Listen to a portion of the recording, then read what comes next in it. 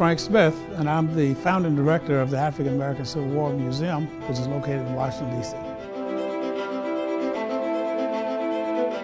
I got my inspiration somewhat from a guy that I met in Mississippi in 1962 when I was in the Civil Rights Movement. I'm down there trying to register people to vote with a group called the Student Nonviolent Coordinating Committee, and I meet a man who's a descendant of a soldier. He's an African American man whose grandfather had been in the Civil War, had his rifle, and had his uniform, showed it to me, and I'd never heard anything about this before in my life. Now I'm a city council member. My job as a council member was to help to rebuild U Street, historic U Street, which was torn up by the riots of '68 and by metro construction that went bad.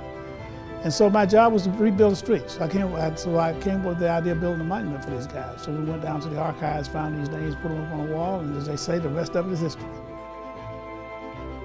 The museum became the central part of this whole development because we were the ones that really started the tourism. We started what they call cultural tourism. We started bringing large numbers of tourists, buses and buses of tourists off the mall up to the neighborhood to see this monument and museum and to spend some money while they were up there.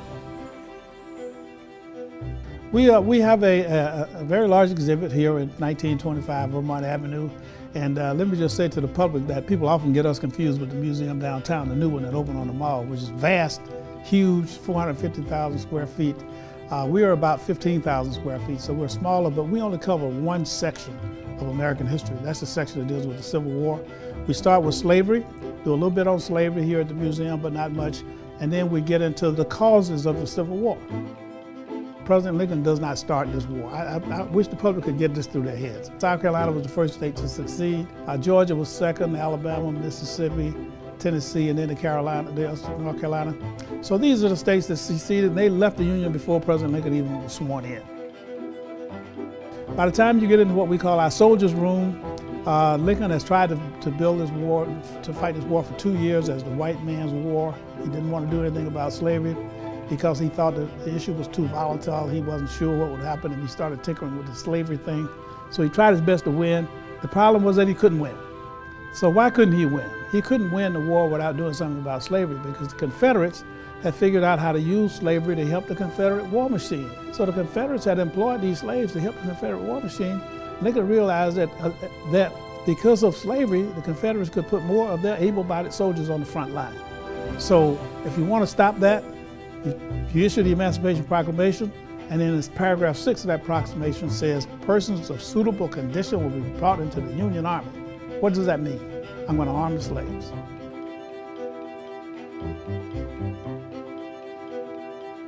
And he gives the South 90 days or so to change their minds and come back in the Union. If they don't come back in the Union, the proclamation is going to take effect. January 1, 1863, proclamation takes effect. By May of that year, 1863, the government has created something called a Bureau of U.S. Colored Troops.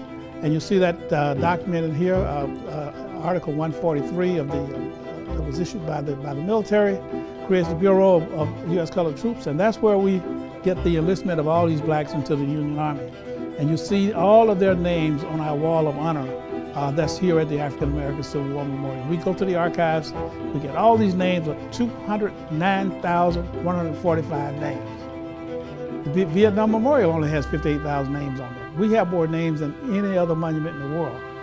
Why did we do that? Because these guys have been ignored. All their contributions, 13 of them win the Congressional Medal of Honor during the war. You can find that in the middle part of our exhibit here. And they get left out of history books. So when you find something like this in the history books, the best thing to do is put it out in the public so everybody can see it. And you know what that did? That challenged the American historians, it challenged the movie makers, it challenged the people who write poetry and write songs.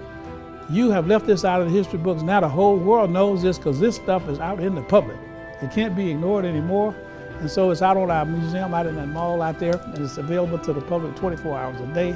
And those names are out there by alphabetical order and regiments that they served in. And we have the stories of their families and their descendants here at this museum.